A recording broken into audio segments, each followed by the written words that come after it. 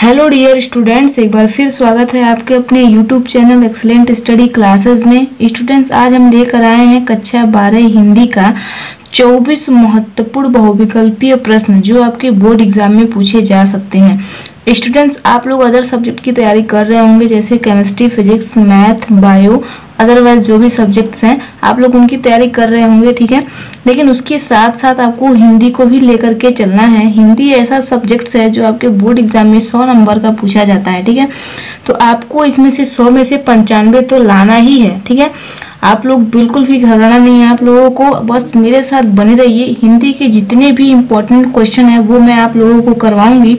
बस मेरा काम है आप लोगों को क्वेश्चन प्रोवाइड करवाना और आप लोगों का काम है पढ़ना, ठीक है, और याद करना। तो इस वीडियो को लास्ट तक जरूर देखिएगा। इस वीडियो में हम देखेंगे 24 महत्वपूर्ण बहुविकल्पीय प्रश्न, ठीक है। ये जो क्वेश्चन है ये बहुत ही इम्पोर्टेंट है आपके बोर्ड एग्जाम के लिए, ठीक है। तो इस वीडियो को बिल्कुल भी स्किप मत कीजिएगा और हिंदी की टेंशन आप लोग बिल्कुल भी मत लीजिएगा, क्योंकि हिंदी की तैयारी हम आपको करवाएंगे बेहतर तरीके से, ठीक है। आप लोग 100 में से ज़्यादा नहीं तो 90 या फिर 95% की तैयारी हम करवाएंगे, ठीक है। आप लोगों को बिल्कुल भी घबराना नहीं है, बस आप लोगों को ध्यान से पढ़ते हुए चलना है। मेरा काम है पढ़ाना और आपका काम है पढ़ना, ठीक है। तो बस आप लोग बस मेहनत से पढ़ते रहिए। तो चलिए हम वीडियो को स्टार्ट कर लेते हैं और देखते हैं। स्टूडेंट्स, 24 महत्वपूर्ण बहुविकल्पी प्रश्न आप लोगों के सामने है।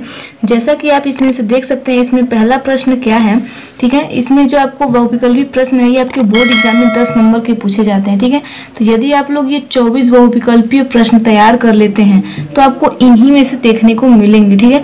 और भी जो क्वेश्चन हैं इंपॉर्टेंट वो मैं आपको प्रोवाइड करवाऊंगी। तो चैनल को अभी सब्सक्राइब करके बेल आइकन प्रेस कर लीजिए और चैनल से जुड़ जाइए, ताकि जितने भी इंपॉर्टेंट चीजें हैं वो मैं आपको प्रोवाइड कराऊं और आप लोग जल्दी से तैयार कर सकें, ठीक है। तो इसमें सबसे पहला प्रश्न क्या है, ये बहुत ही महत्वपूर्ण है। ये आपके प्रीवियस ईयर जो पेपर है उन सब में आए हुए हैं क्वेश्चन, आप खुद देख सकते हैं यदि आपके पास है तो, और नहीं है तो मैं आपको बता रही हूँ ये क्वेश्चन बहुत ही इंपॉर्टेंट है, ठीक है। देखिए क्वेश्चन क्या है आपका। पहला क्वेश्चन है, मेरी असफलताएं किस विधा की रचना है। इसमें आपको ऑप्शन दिए गए हैं, पहला है डायरी, दूसरा है आत्मकथा, तीसरा है जीवनी, चौथा है संस्मरण, ठीक है। इसमें से राइट आंसर क्या है, इसमें से आपका राइट आंसर हो जाएगा आत्मकथा, ठीक है। ये आपका क्या है, राइट आंसर है। तो मेरी असफलताएं किस विधा की रचना है, तो आत्मकथा विधा की रचना है, ठीक है। क्लियर है। आगे का हम देखेंगे, आगे क्या है, आगे है कल्पलता के लेखक हैं। ये भी आपके प्रीवियस ईयर क्वेश्चन पेपर में पूछा गया है, ठीक है। तो कल्पलता के लेखक कौन है, आपके पास 4 ऑप्शन दिए गए हैं, प्रोजी सुंदर रेड्डी, प्रेमचंद्र, और तीसरा है हजारी प्रसाद द्विवेदी, और चौथा है वासुदेव शरण अग्रवाल। तो इसमें से आपका राइट आंसर हो जाएगा तीसरा नंबर, यानी कि हजारी प्रसाद द्विवेदी, ठीक है। तो कल्पलता के लेखक कौन है, हजारी प्रसाद द्विवेदी, ठीक है। आगे का हम नेक्स्ट क्वेश्चन देखेंगे। नेक्स्ट क्या है, नेक्स्ट है हरिशंकर परसाई की जैसे उनके दिन फिरे किस विधा की रचना है, ठीक है। तो यहाँ पे आपको 4 ऑप्शन दिए गए हैं, पहला है उपन्यास, दूसरा है कहानी, तीसरा है निबंध, चौथा है नाटक। तो इसमें से आपका सबसे राइट आंसर कौन सा हो जाएगा, ठीक है। तो यहाँ पे आपका राइट आंसर हो जाएगा ये दूसरा, यानी कि कहानी, ठीक है। तो ये कहानी इसका राइट आंसर है। आगे का हम नेक्स्ट देखेंगे। नेक्स्ट क्या है, आगे का नेक्स्ट है यानी कि चौथा नंबर है, आनंद कादम्बिनी पत्रिका के संपादक थे, ठीक है। इसमें आपको 4 ऑप्शन दिए गए हैं, पहला है प्रताप नारायण मिश्र, दूसरा है राधा चरण गोस्वामी, और तीसरा है बद्री नारायण चौधरी यानी कि प्रेम घन, और चौथा है बाल मुकुंद गुप्त, ठीक है। तो इसमें से आपका राइट आंसर हो जाएगा तीसरा नंबर, यानी कि बद्री नारायण चौधरी प्रेम घन, ठीक है। आगे का हम नेक्स्ट क्वेश्चन देखेंगे। नेक्स्ट है 5वां नंबर क्वेश्चन हमारा है, विनय पत्रिका किस काल की रचना है। इसमें आपको 4 ऑप्शन दिए गए हैं, पहला है आदिकाल, दूसरा है भक्ति काल, तीसरा है रीतिकाल, और चौथा है आधुनिक काल। तो विनय पत्रिका किस काल की रचना है, तो विनय पत्रिका जो है वो आपकी भक्ति काल की रचना है, ठीक है। तो इस तरीके से आपको टिक लगाना है। आगे देखेंगे, उसमें आपको टिक नहीं लगाना होता है, उसमें आपको एक ऑप्शन को चूज करके अपने नोटबुक में यानी कि कॉपी में लिखना होता है, ठीक है। तो यहाँ पे मैं आपको टिक लगा के बता रही हूँ। आपको क्वेश्चन पेपर में ऐसे ही 4 ऑप्शन देखने को मिलेंगे और प्रश्न देखने को मिलेंगे, ठीक है। तो उसमें से आपको एक सिलेक्ट करके अपनी कॉपी में लिखना होगा, ठीक है। आगे का नेक्स्ट क्वेश्चन देखेंगे, छायावाद की विशेषता है, ठीक है। 6वां नंबर क्वेश्चन क्या है हमारा, छायावाद की विशेषता क्या है देख लेते हैं। उपदेशात्मक वृत्ति, इतिवृत्तात्मकता, सौंदर्य और प्रेम और श्रृंगार वर्णन। तो इसमें से आपका राइट आंसर हो जाएगा सौंदर्य और प्रेम। ठीक है, तो इसका राइट आंसर क्या है? तीसरा, यानी कि सौंदर्य और प्रेम, ये राइट आंसर है। आगे का नेक्स्ट देखेंगे, नेक्स्ट क्या है? 7वां नंबर क्वेश्चन है हमारा, क्या भूलूं क्या याद करूं आत्मकथा है। क्या भूलूं क्या याद करूं आत्मकथा किसकी है? तो यहाँ पे आपको 4 ऑप्शन दिए गए हैं, सुमित्रानंद पंत की, डॉक्टर राजेंद्र प्रसाद की, और हरिवंश राय बच्चन की, और चौथा है आज्ञा की। ठीक है, तो यहाँ पे आपको 4 ऑप्शन दिए गए हैं, इसमें से राइट ऑप्शन कौन सा हो जाए, सही उत्तर कौन सा है? तो ये हमारा तीसरा है, यानी कि हरिवंश राय बच्चन। ठीक है, तो क्या भूलूं क्या याद करूं आत्मकथा किसकी है? हरिवंश राय बच्चन। मोस्ट इम्पोर्टेंट, इसको बिल्कुल भी आप लोग मत भूलिएगा। ठीक है, ये भी आपके क्वेश्चन पेपर में पूछा गया है। ठीक है, तो ये भी बहुत ही इम्पोर्टेंट है, तो इसको भी आपको बिल्कुल भी भूलना नहीं है। ठीक है, बाकी सभी इम्पोर्टेंट है, ऐसा नहीं है कि मतलब और सब इम्पोर्टेंट नहीं है, लेकिन ये बहुत ज्यादा इम्पोर्टेंट है। ठीक है, इसको मतलब सब नहीं है मेरे पास कहने के लिए कि ये कितना इम्पोर्टेंट है। ठीक है, आगे के देखेंगे। 8वां नंबर है, विस्मय विस्मौषधम की गद विधा है। यहाँ पे आपको 4 ऑप्शन दिए गए हैं, कहानी, नाटक, उपन्यास और निबंध। ठीक है, तो इसमें से आपका राइट आंसर हो जाएगा नाटक। ठीक है, इसका क्या ऑप्शन है? राइट आंसर है नाटक। ठीक है, आगे का नेक्स्ट देखेंगे। नेक्स्ट क्या है? निम्न में से हजारी प्रसाद द्विवेदी का निबंध संग्रह है। तो यहाँ पे भी आपको 4 ऑप्शन दिए गए हैं, क्या है बताइए? हिंदी साहित्य की भूमिका, ये पहला ऑप्शन है, दूसरा है आलोक पर्व, तीसरा है साहित्य सहचर, और चौथा है साहित्य का मर्म। ठीक है, तो इसमें आपका राइट आंसर कौन सा हो जाएगा? आलोक पर्व, यानी कि दूसरा नंबर। ठीक है, तो ये इसका राइट आंसर है। आगे का हम नेक्स्ट क्वेश्चन देखेंगे। नेक्स्ट क्या है? नेक्स्ट यानी कि 10वां नंबर क्वेश्चन क्या है? ध्यान से देखिएगा और ध्यान से ही सुनिएगा। ठीक है, क्वेश्चन जो है ये बहुत ही इंपॉर्टेंट है। क्वेश्चन क्या है? हिंदी का प्रथम महाकाव्य माना जाता है, किसको माना जाता है? आपके पास यहाँ पे देखिए ऑप्शन है, पहला क्या है? रामचरितमानस, दूसरा है पंधावत, तीसरा है पृथ्वीराज रासो, और चौथा है रामचंद्रिका। ठीक है, तो इसमें से आपका राइट आंसर कौन सा हो जाएगा? तीसरा, यानी कि पृथ्वीराज रासो, ये इसका राइट आंसर है।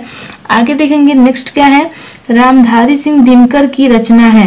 ठीक है, यहाँ पे 4 ऑप्शन दिए होंगे, काफी सारे स्टूडेंट्स को ये पता भी होगा क्योंकि ये बहुत ही आसान है ये। ठीक है, फिर भी आप लोग ध्यान से पढ़िए और ध्यान से देखिए। ठीक है, पहला ऑप्शन क्या है? पृथ्वीपुत्र, दूसरा है परशुराम की प्रतीक्षा, तीसरा क्या है? ऐसा कोई घर आपने देखा है, और चौथा है स्वर्ण किरण। ठीक है, तो इसमें आपका राइट आंसर क्या हो जाएगा? राइट आंसर बताइए, इसका राइट आंसर क्या है? ये परशुराम की प्रतीक्षा। ठीक है, तो ये इसका क्या है? राइट आंसर है। आगे का देखेंगे, आगे क्या है? आगे है कामायनी में स्वर्गों की संख्या है, मतलब कामायनी में स्वर्गों की संख्या कितनी है, ये पूछ रहा है। तो यहाँ पे भी आपको 4 ऑप्शन दिए गए हैं, पहला क्या है? 12, दूसरा 15, तीसरा 14, और चौथा क्या है? 17। ठीक है, तो यहाँ पे आपका राइट आंसर क्या हो जाएगा? 15। ठीक है, तो कामायनी में स्वर्गों की संख्या कितनी है? तो 15 है। ठीक है, आगे का नेक्स्ट देखेंगे। 13 नंबर हमारा है, तीसरा सप्तक का प्रकाशन वर्ष है। ठीक है, तीसरा सप्तक का प्रकाशन वर्ष कब हुआ था? ठीक है, कब हुआ है ये, तो इस तरीके से भी पूछ सकता है। तो यहाँ पे 4 ऑप्शन दिए गए हैं आपको, 1951 ईस्वी में, 1978 ईस्वी में, 1987 ईस्वी में, और 1959। तो इसमें से आपका राइट आंसर क्या हो जाएगा? ये आपका चौथा नंबर 1959। ठीक है, तो ये इसका राइट आंसर है। आगे का नेक्स्ट देखेंगे। नेक्स्ट क्या है? नेक्स्ट हमारा है यानी कि 14 नंबर, तार सप्तक का प्रकाशन कब हुआ था? मोस्ट इम्पोर्टेंट, ये भी बहुत ही इम्पोर्टेंट है। तो ये आपको 4 ऑप्शन दिए गए यहाँ पे, 1977, 1950, और 1943, और 1941। तो इसका राइट आंसर क्या हो जाएगा? 1943। ठीक है, तो ये इसका राइट आंसर है। आगे का नेक्स्ट देखेंगे। नेक्स्ट क्या है? नेक्स्ट यानी कि 15 नंबर क्वेश्चन है, रामधारी सिंह दिनकर को ज्ञानपीठ पुरस्कार मिला है। ठीक है, तो कब मिला है? तो आपके पास ऑप्शन देखिए दिया गया है, उर्वशी पहला, दूसरा है रश्मि रथी, तीसरा है कुरुक्षेत्र पर, और चौथा है हुक्कार। ठीक है, ये हुक्कार है। तो यहाँ पे आपका राइट आंसर क्या हो जाएगा? उर्वशी पर। ठीक है, तो ये क्या हो जाएगा? उर्वशी पर। आगे का नेक्स्ट देखेंगे। नेक्स्ट क्या है? 16 नंबर है, किस कवि को ज्ञान पाठ पुरस्कार नहीं मिला है? ठीक है, मतलब किस कवि को जो है ज्ञान पाठ पुरस्कार नहीं मिला है, ठीक है, पुरस्कार नहीं मिला है। तो कौन है, किसको नहीं मिला है? आपके पास 4 ऑप्शन दिए गए हैं, रामधारी सिंह दिनकर को, महादेवी वर्मा को, जयशंकर प्रसाद को, और चौथा आपका क्या है, सुमित्रा नंदन पंत को, ठीक है। तो यहाँ पे आपको 4 ऑप्शन दिए गए हैं, तो आपका राइट आंसर क्या हो जाएगा, ये हो जाएगा महादेवी वर्मा, ठीक है। आगे का आपका नेक्स्ट है क्या है, 17 नंबर है, हरिऔध का जन्म स्थान। हरिऔध का जन्म स्थान क्या है, मतलब हरिऔध का जन्म के कौन सी जगह पे हुआ था? तो यहाँ पे आपको 4 ऑप्शन दिए गए हैं, पहला है निजामाबाद, दूसरा है काशी, तीसरा है फर्रुखाबाद, चौथा है स्वाटाबाद, ठीक है। तो यहाँ पे आपका राइट आंसर क्या हो जाएगा, ये हो जाएगा पहला, यानी कि निजामाबाद, ठीक है। तो ये इसका राइट आंसर है, ठीक है। सभी को लिखते चलिए, बहुत ही इंपॉर्टेंट है, ध्यान पूर्वक देखते चलिए, ठीक है, बहुत ही इंपॉर्टेंट है। तो यहाँ पे आपका 18 नंबर क्या है, विनय पत्रिका किस भाषा की कृति है? तो विनय पत्रिका किस भाषा की कृति है? तो यहाँ पे आपको 4 ऑप्शन दिए गए हैं, अवधी, भोजपुरी, ब्रजभाषा, खड़ी बोली, ठीक है। तो यहाँ पे आपका राइट आंसर कौन सा है बताइए? तो इसका राइट आंसर है ब्रजभाषा, ठीक है, यानी कि तीसरा नंबर, ठीक है। तो ये इसका राइट आंसर है। आगे का हम नेक्स्ट देखेंगे, यानी कि 19 नंबर देखेंगे, कामायनी और झरना किस युग की रचना है? तो यहाँ पे आपको 4 ऑप्शन दिए गए हैं, भारतेंदु युग, दूसरा है छायावाद युग, तीसरा है द्विवेदी युग, और चौथा है प्रगतिवाद युग, ठीक है। तो यहाँ पे आपको राइट आंसर क्या देखना है, राइट आंसर कौन सा है बताइए? तो इसका राइट आंसर हो जाएगा आपका ये छायावाद युग, ठीक है। तो ये इसका राइट आंसर है। स्टूडेंट्स, ये सभी क्वेश्चंस बहुत ही इंपॉर्टेंट है, तो वीडियो को लास्ट तक जरूर देखिएगा, वीडियो में बने रहिए, ठीक है। और वीडियो को आप लोग लाइक नहीं करते हैं तो वीडियो को लाइक जरूर से किया करिए, ठीक है। चलिए आगे का हम नेक्स्ट क्वेश्चन देखते हैं। नेक्स्ट क्या है, आप जब लाइक करते हैं तो हमारा मोटिवेशन बढ़ता है, तो हम आगे का जो क्वेश्चन है वो हम आपको प्रोवाइड कराते हैं। तो वीडियो को लाइक जरूर किया करिए आप लोग, ठीक है। तो आगे का नेक्स्ट क्वेश्चन क्या है, ये प्रेम माधुरी की रचयिता कौन है? तो यहाँ पे आप देख सकते हैं 4 ऑप्शन दिए गए हैं, बाल कृष्ण भट्ट, ठीक है, ये पहला ऑप्शन है। और दूसरा क्या है, प्रताप नारायण मिश्र, तीसरा है भारतेंदु युग हरिश्चंद्र, और चौथा है लाला निशिवाद दास, ठीक है। तो यहाँ पे 4 ऑप्शन दिए गए हैं आपको, तो इसमें से आपका राइट आंसर क्या हो जाएगा, यानी कि ये तीसरा नंबर है, भारतेंदु हरिश्चंद्र, ठीक है। तो ये इसका क्या है, राइट आंसर है, ठीक है। आगे देखेंगे, रामधारी सिंह दिनकर द्वारा रचित ग्रंथ है। रामधारी सिंह द्वारा रचित ग्रंथ कौन सी है? तो यहाँ पे भी आपको 4 ऑप्शन दिए गए हैं, पहला है ओंकार, दूसरा है धूप के धान, तीसरा है कालजयी, तीसरा है चित्राधार, ठीक है। तो यहाँ पे आपको 4 ऑप्शन दिए गए हैं, इसमें से आपको किसी एक का चयन करना है जो राइट आंसर है। तो ये आपका राइट आंसर क्या हो जाएगा, ओंकार, ठीक है, ये इसका क्या है, राइट आंसर है। तो आगे का नेक्स्ट देख लेते हैं। नेक्स्ट क्या है, बहुत ही इंपॉर्टेंट क्वेश्चन है ये सभी के सभी। आगे देखेंगे, अयोध्या सिंह उपाध्याय हरिऔध किस युग के कवि हैं? ठीक है, तो यहाँ पे आपको 4 ऑप्शन दिए गए हैं, भारतेंदु युग पहला है, दूसरा है द्विवेदी युग, तीसरा है प्रगतिवाद युग, चौथा है छायावाद युग। तो इसमें से आपका राइट आंसर क्या हो जाएगा, राइट आंसर है ये आपका दूसरा नंबर, यानी कि द्विवेदी युग। ठीक है, तो द्विवेदी युग का है ये। नेक्स्ट क्या है, हिंदी साहित्य के किस काल को श्रृंगार काल कहा जाता है? तो ये भी बहुत ही इंपॉर्टेंट क्वेश्चन है, हिंदी साहित्य के किस काल को श्रृंगार काल कहा जाता है?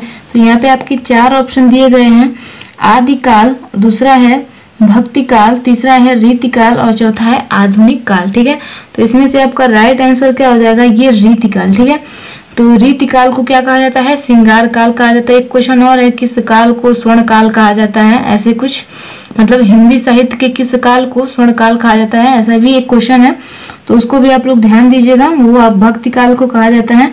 ठीक है, तो उसको भी आप लोग लिख लीजिएगा, या फिर मैं जब नेक्स्ट क्वेश्चन लाऊंगी तो उसमें लेकर के आ जाऊंगी। ठीक है, आगे का देखते हैं।